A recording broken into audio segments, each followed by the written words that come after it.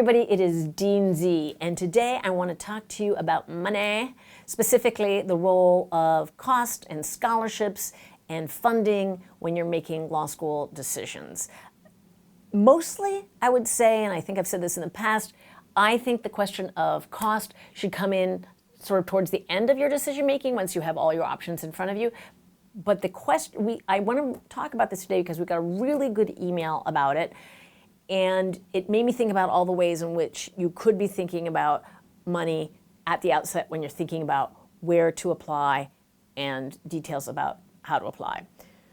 So I'm going to read the email in a little bit. First, I want to talk sort of broadly. So the cost of law school is big. It has been, it's a lot. It's more now than ever before. That always happens every year. But it's been, considered a very expensive professional or graduate program for as long as I've been alive. So that has not changed, even though the cost itself has changed. So people have always been worried about funding law school and taking on the burden of the debt when they're thinking about enrolling in law school. And it is often felt that it is a worthy trade-off because you can earn a lot as a lawyer in many fields.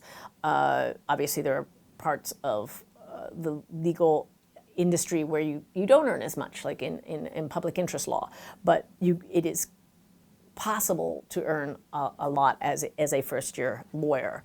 So that's the trade-off. And of course, some schools also offer support after you get your degree, help you pay back your loans if you are going into public interest work. Not all schools do that, but that is, I would say the traditional thought is like either you can go into a big law firm and make a lot of money, or you go into public interest and someone will help you pay back your loans and the federal government will forgive them after 10 years. Well, there's a lot that's up for grabs right now. So the federal government has changed the amount of money that you can take on as loans. They have decreased it so that if you aren't getting enough money from a school you want to attend, you'll have to take on private loans, which are often going to be more expensive in terms of interest rates than the federal loans themselves. And the private loans are not eligible for forgiveness the way the federal loans are, so that increases the pressure. I know that there are people who are also worried that maybe high-paying law jobs are not going to be as abundant in the future as they are now. I don't actually have worries about that for the foreseeable future, but I also didn't predict that AI would be here 4 years ago, so, my power of prediction is limited. So, but these are things that you should be thinking of. So to sum it up, money has always been important, and it is just becoming more so in the law school landscape. So how should you approach it when you are at this stage of thinking about where to apply? So first of all, there are schools the ABA has a lot of data about how much money schools award. And so if you want to make sure that you're applying to a couple schools that are realistic for you in terms of LSAT and GPA medians, but that also give away a lot of money, you can go to abarequireddisclosures.org, and it will tell you for all schools what their medians are, what their 25th and 75th percentiles are, and then it will show you how much money each school gives in different categories. So, up to 25% of tuition, up to half of tuition, and so on and so forth, different gradations, different breakdowns. So you can get a sense of how much money they give away and to what percentage of the class they will be giving at least some money. So you can get a good sense of this school seems to give away a lot of money, and my medians are, in ballpark there. So if I want to keep my options open for increasing my chances of getting money, I should apply to one or two of those schools. I wouldn't say it makes sense to ever let money be the only factor you take into account when you're applying to schools, because usually we have some dreams about schools that we want to go to, and we have some preferences. And so I would also think you should be taking those into account. So don't just look at money, but if you're worried about money, you should be looking at money in addition to other factors. You should also, I often say that I'm not a big one for saying like you need to apply, the minute an application opens in order to have the most the highest chance of getting in. I don't think that is true, but I would say applying on the earlier end is helpful if you are, depending on what schools you're applying for. Some schools actually run out of money. So if you apply on the deadline, it is possible that a school will no longer have scholarship funds available, even if you are getting admitted. So I'd say, again, don't have to apply at the first minute, but I wouldn't apply on the deadline either. I'd apply as early as you possibly can put together a good application so that if they are going to admit you, the chances are higher that you will be able to qualify for whatever money they have available. And then I think a big question is, to what extent do you convey your interest in money in your application? And because people do this, can be very, very transparent about, like, I am applying to you and I hope to get this scholarship. I think that is a mistake, to tip your hand entirely about, I'm applying to you because I know you give away money. It's a little bit like applying for a job, and when you are asked, why are you interested in this job, you answer, you have a really good salary. Like, honestly, of course you are looking at the salary, right? Who takes a job without knowing what the salary is? And who takes a job without caring what the salary is? Very few people. But nobody really wants to be told that. It sounds mercenary. It doesn't sound, you want to hear, like, oh, I really want to work in this field, and I really want to work with these people, and I really admire your organization. You want to hear things like that. You don't want to hear, I just want your salary. So you shouldn't say in the application process, like, I am applying to you because I know you give away a lot of money. But it is okay, I think, to signal that you are thinking about money. Because if a school wants to admit you and they are thinking about what it's going to take to enroll you, and you have signaled that you have money concerns, they will be thinking about that when they're thinking about how much they should award you. I'm not saying that advice with the same confidence I often give advice, because I do think this is going to vary from school to school, and it's going to vary based on how much money a given school has to give away. I think there are going to be schools where they have so little money to give away that if you suggest you're thinking a lot about finances, they're going to think, we can't afford to admit this person. So it's a complicated question, and I would be letting the ABA data do some work for you there. So if it's a school that gives away a lot of money, I think you can feel more comfortable indicating that you are thinking about finances than if it's a school that doesn't give away a lot of money. And of course, there's a handful of schools that only give need-based aid, in which case I think you can feel more comfortable indicating to them that you have, a lot of financial need. The question that we got, though, that inspired this episode, I think, asked some very interesting particulars. So this person says, I have a topic which I would love to see you cover: scholarship programs. I'm applying to a bunch of schools, but my dream, which I believe is realistic, is to get into NYU with a placement in the Furman Public Policy Scholarship Program. NYU, if you're listening, I'll tell you his name and you can admit him. Okay, I am not sure how to navigate the admission season with this goal, as I will have to commit to a school long before I have any idea whether or not I have gotten into the scholarship program. Without these resources, the scholarship resources, it is possible that schools could serve my very specific interests better. The financial aspect of the scholarship is important to me, but not nearly as important as the programmatic aspects. As of now, I plan to apply early decision to NYU so that I can get in early and focus all of my efforts on the scholarship program application, but I understand that this could be inadvisable. What advice do you have for applicants like me who are pursuing a specific program beyond admission to a top school? Super interesting question. So first I would say my gut is that and this is not with reference to NYU in particular, because I have no idea, I should just say this at the outset, I have no idea how NYU approaches these questions. I have no idea what kinds of factors go into picking the Furman Scholarship recipients.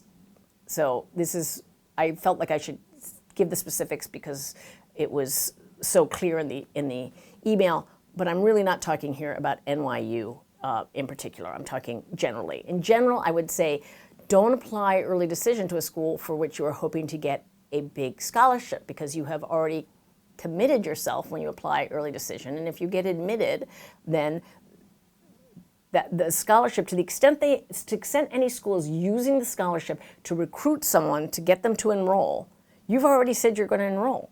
So their incentive to give you that scholarship has been wildly decreased, right? Now, some schools will no doubt have a much purer approach to the scholarship than this, that they will be thinking, I just care about getting the right person for a particular program. And so I think one approach you could take is, if this is your first choice for so many reasons, is call them and say, I'm really interested in your school. I'm interested in applying early decision, but I'm also interested in this scholarship program. And I'm wondering if you could tell me if anyone who's ever been admitted early decision has gotten this scholarship. Don't say whether they're eligible for the scholarship. Ask them if they've ever gotten the scholarship. And if they say no, well, that tells you something. And I would have this as a conversation. I wouldn't send it as an email, because I'd like to hear whether there's any hesitation in the answer. I'd like to, if I'm the one asking the question, I'd like to kind of get a sense of the certainty with which they're giving you advice of, yes, you should apply early decision, and yes, you will be considered, and yes, you will be a good candidate, versus like, you'd be considered, like that, right? So, but I do think applying early decision is taking a risk if the scholarship program is very important to you. I also think what's interesting here is this email writer says, that the funding is important, but also the specifics of the program. So I would definitely talk in the application about what it is about this program. Like, if there's an opportunity for writing a "why do I want to go to your school" kind of essay, you could say things generally and then say, I'm also very interested in this scholarship program. I'm particularly interested in this, that, or the other aspect to it, so that you're talking about something other than the money itself. So, it's substantive and not looking like you're all about what do the kids say? All about the Benjamins, I think they say. Or I think they said that like 40 years ago. So, keeping up. Okay. So, and then finally, I want to address this person saying that without the scholarship resources, it is possible that other schools would fit their needs better. That is a very good reason not to apply early decision, because while this scholarship is one that you are already aware of, it is also possible that other schools will have other scholarships that, provide you the funding, and maybe, as you say, there are other aspects of their program that would suit you as well or better. All of which is to say, as I said at the very outset, thinking only about money at the application stage is probably a mistake, because you just don't have all the information in front of you that you're going to need to make a very informed and self-serving, smart decision that really meets your needs. Oh yes, one more thing. Often we see people reapplying. They apply, they got in, we gave them a scholarship, they don't enroll, and then they reapply, and they specifically say in the reapplication materials that I am reapplying because I am hoping for a larger scholarship. And unless something is quite different about the application, that is not likely to work out, because the scholarship funding at a given school doesn't usually change radically from year to year. So if you are a pretty similar candidate in year 2 as you were in year 1, you're probably going to get a similar scholarship in year 2 as you got in year 1, unless, again, you have changed in some dramatic way, or the application pool is quite different. Like perhaps, it was a very high volume year in the first year you applied, and in the second year, many fewer people are applying. So it's a harder year for the schools, in which case they might be giving away more money to get you to say yes. But in general, I would say reapplying is fine. I wouldn't specify that the reason you are reapplying is to get more money. If you feel the need to specify why you're reapplying, I would think of some other reason why you might be reapplying beyond just the money. Okay, so to sum up, money is important. Everybody gets that. Don't overemphasize it either. in your decision making when you're trying to decide where to apply, or in your materials. Remember that if you're applying early decision, you are tying your hands, so you are disincentivizing the school from giving you a lot of money. And finally, you can learn a lot about what kind of money schools have available through the ABA 509 reports, which is at the website abarequireddisclosures.org. I think that's everything I want to say. So now to grammar. Dustin and I were talking earlier, and it gave me a grammar idea. Healthy versus healthful. We were talking about liking vegetables. It's summer. The produce in Ann Arbor is glorious. I went out to my garden today, and I am about 5 seconds away from having a whole lot of green beans, which I can't wait for. I love green beans. If I eat a lot of green beans, though, I'm not eating healthy. I'm eating healthfully, right? Healthy is what you get after you eat healthfully, right? Yes, I said that right.